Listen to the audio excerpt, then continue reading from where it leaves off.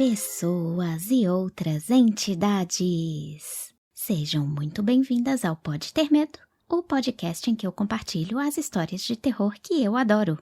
Hoje eu trago para vocês O Desabrochar da Estranha Orquídea, publicada pela primeira vez em 1894 pelo célebre H.G. Wells. Para quem não sabe, ele escreveu livros tipo A Guerra dos Mundos e A Máquina do Tempo, e se você for que nem a Simone e não tiver lido esse último, talvez eu tenha que consertar isso no futuro.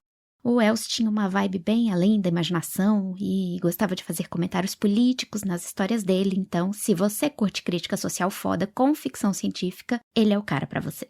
Mas o conto que eu vou ler hoje não tem nada disso, pelo menos eu não achei, mas quem quiser analisar a história depois será bem-vindo, adoro. O que eu gosto nesse conto é justamente que ele é só uma leitura leve, tranquila, pra você fazer ali de boas, cuidando das plantinhas, paralisado pelo êxtase da admiração. E tem um toque do maravilhoso humor britânico, ao qual a minha narração não faz jus, desculpem. Mas me falem o que vocês acharam lá no nosso Instagram, que é o @podetermedo. Então vamos à história. E lembre-se, não precisa ter medo, mas se quiser, pode.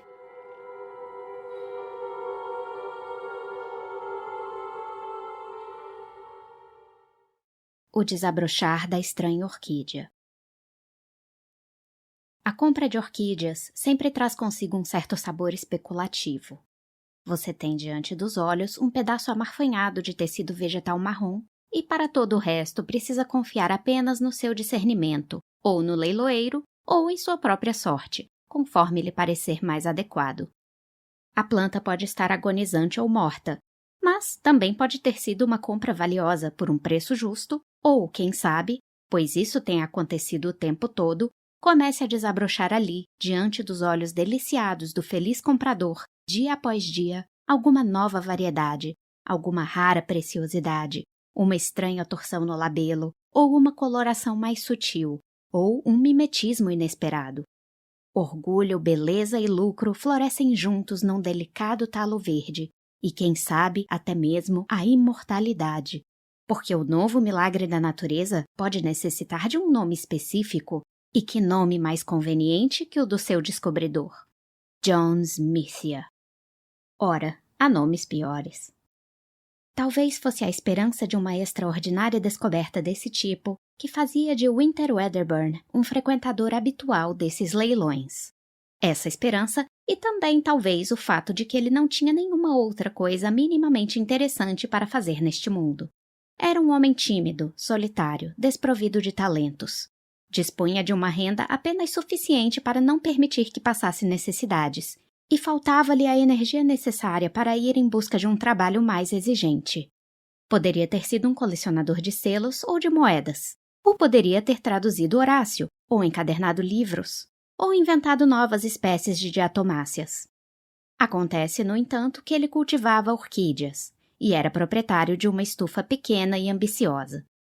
Tenho o pressentimento, disse ele durante o café, de que alguma coisa vai me acontecer hoje. Ele falava lentamente, tal como pensava e se movia.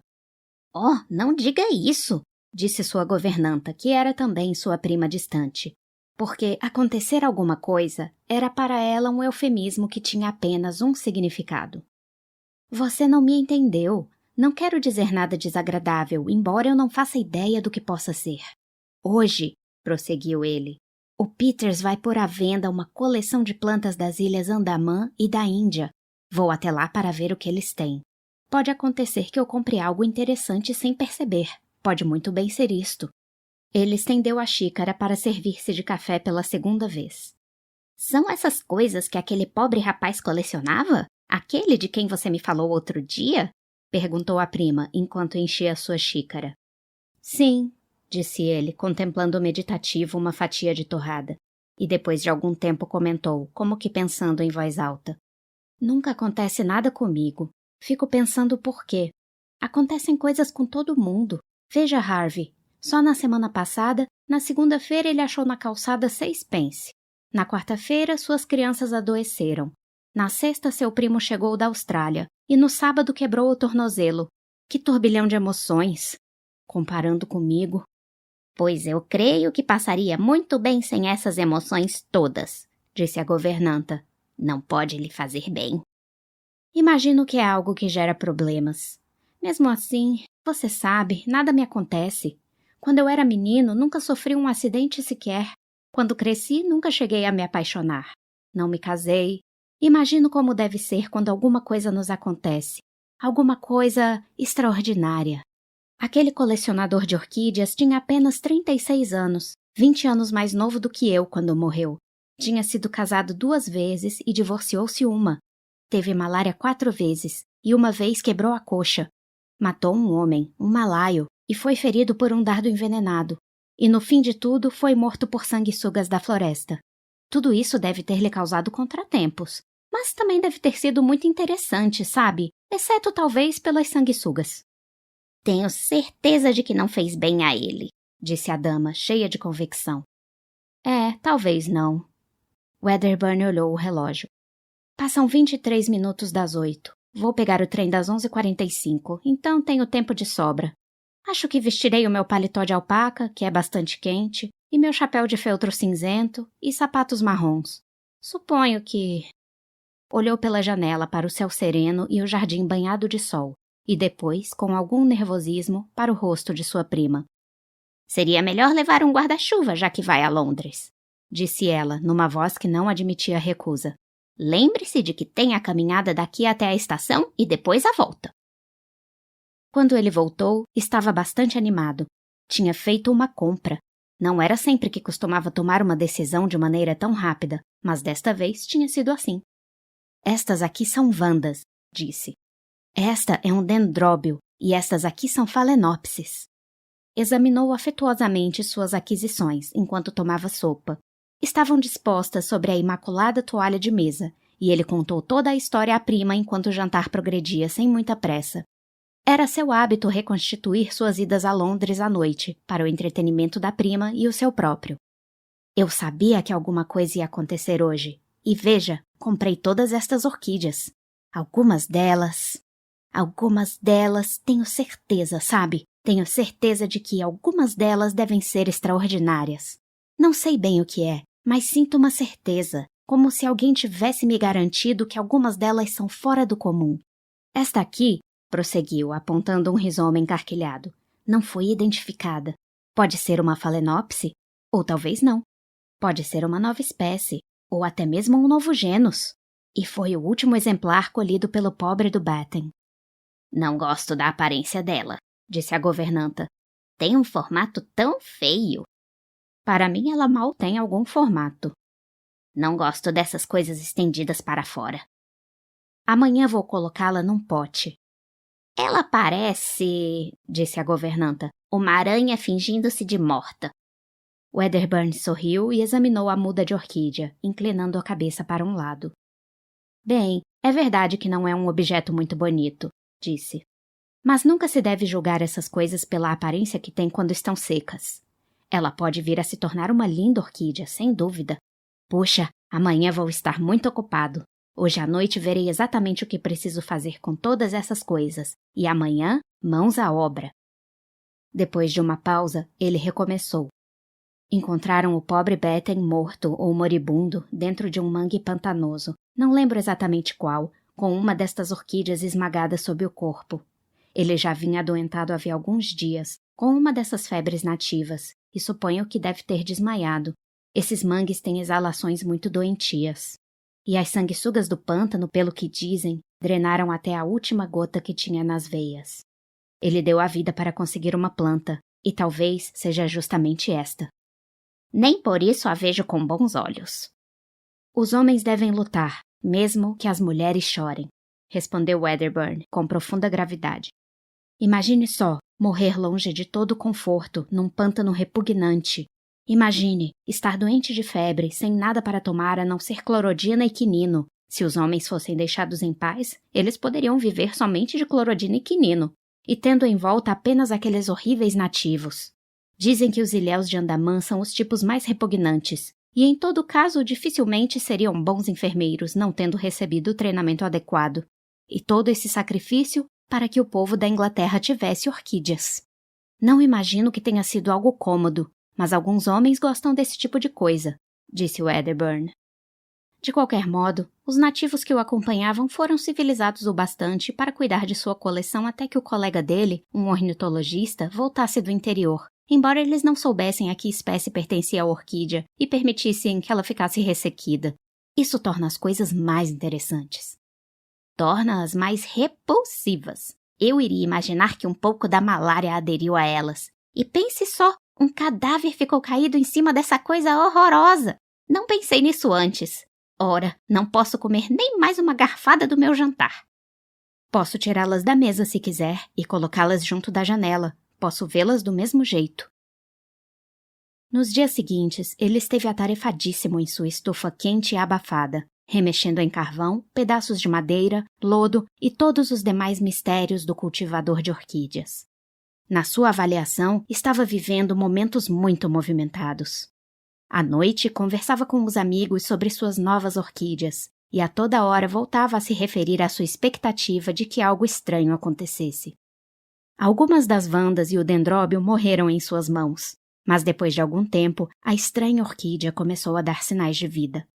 Ele ficou entusiasmado e, no momento em que fez a descoberta, trouxe imediatamente a governanta, que estava fabricando uma geleia, para ver a flor. É apenas um botão, disse ele, mas daqui a pouco tempo haverá uma porção de folhas ali. E estas pequenas coisas que estão saindo por aqui são as raízes aéreas. Parecem dedinhos saindo de dentro dessa parte marrom, disse a governanta. Não gosto deles. Por que não? Não sei. Parecem dedos querendo nos alcançar. Eu gosto das coisas ou não gosto, não posso mudar. Não sei ao certo, mas não acredito que haja orquídeas com raízes aéreas como essas. Pode ser fantasia minha, claro. Veja, são meio achatadas nas extremidades. Não gosto delas, disse a governanta, estremecendo e virando as costas.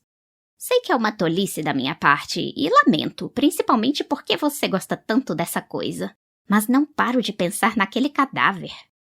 Mas não era esta planta específica, foi apenas uma suposição minha. A governanta encolheu os ombros. Seja como for, não gosto dela. Wedderburn sentiu-se um pouco magoado diante do desagrado dela, mas isto não o impediu de continuar conversando sobre orquídeas em geral e aquela em particular, sempre que lhe aprazia. Existem coisas curiosas a respeito das orquídeas, disse ele um dia. Muitas surpresas à nossa espera. Sabe, Darwin estudou sua fertilização e demonstrou que a estrutura inteira de uma dessas flores estava compactada de modo a que uma mera mariposa fosse capaz de conduzir esse pólen de planta em planta. Bem, parece que há uma quantidade enorme de orquídeas conhecidas cuja flor não pode ser usada para fertilização dessa maneira. Algumas das cipripédias, por exemplo. Não se conhecem insetos capazes de fertilizá-las, e em algumas delas nunca foram encontradas sementes. Então, como formam novas plantas? Através de estolhos e de túberas, e outros tipos de protuberâncias. É algo que se explica facilmente. A questão é, para que servem as flores? É bem possível, prosseguiu ele, que minha orquídea tenha algum aspecto extraordinário desse tipo. Se for o caso, vou pesquisar. Sempre pensei em fazer pesquisas como as de Darwin, mas até hoje nunca tive tempo ou sempre acontecia algo para me impedir.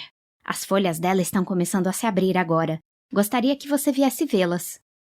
Mas ela disse que o orquidário era quente a ponto de lhe dar dor de cabeça. Já vira a planta uma vez, e aquelas raízes aéreas, algumas das quais tinham agora mais de 30 centímetros de comprimento, davam-lhe a desagradável impressão de tentáculos tentando alcançar alguma coisa. E tinham reaparecido em seus sonhos, crescendo com incrível rapidez em sua direção.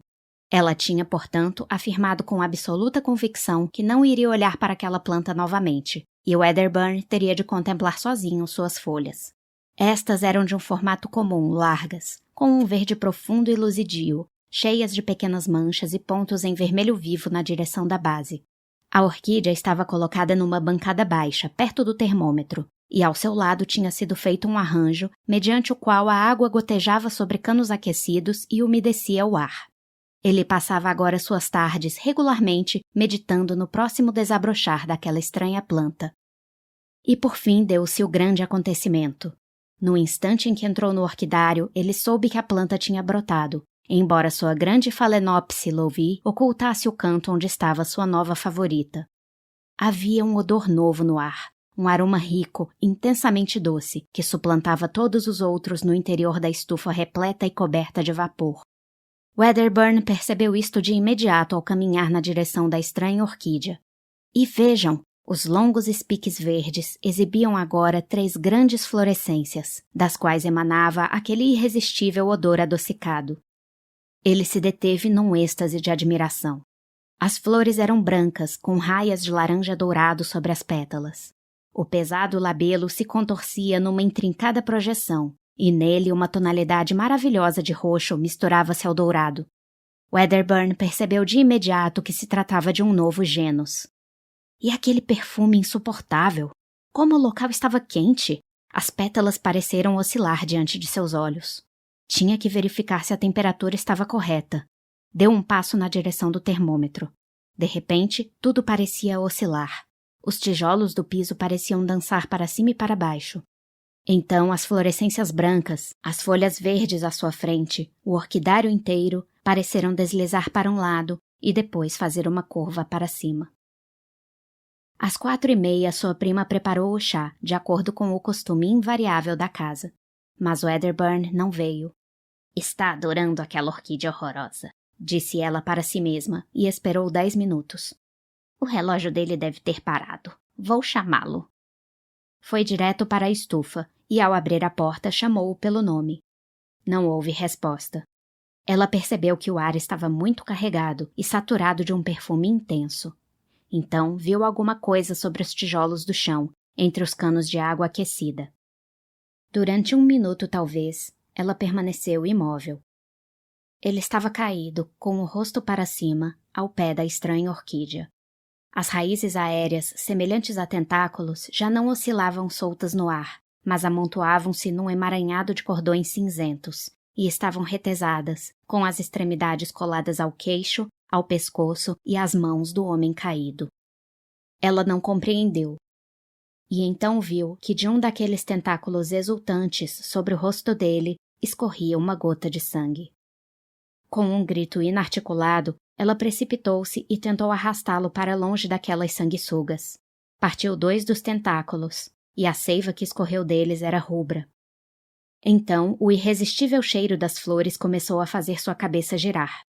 Como aquelas coisas estavam agarradas a ele! Ela puxou os fios, tão resistentes, e o homem e as florescências brancas pareceram balançar diante dos seus olhos. Sentiu que ia desmaiar, mas não podia deixar que isso acontecesse. Deixou-o ali e foi às pressas abrir a porta mais próxima, e depois de aspirar o ar puro por alguns momentos, teve uma ideia brilhante. Erguendo um vaso de flores, despedaçou as janelas de vidro no fundo da estufa. Só depois entrou novamente. Desta vez arrastou com força renovada o corpo imóvel de Wedderburn, fazendo a orquídea cair ao chão com violência. A planta ainda se agarrava obstinadamente à sua vítima.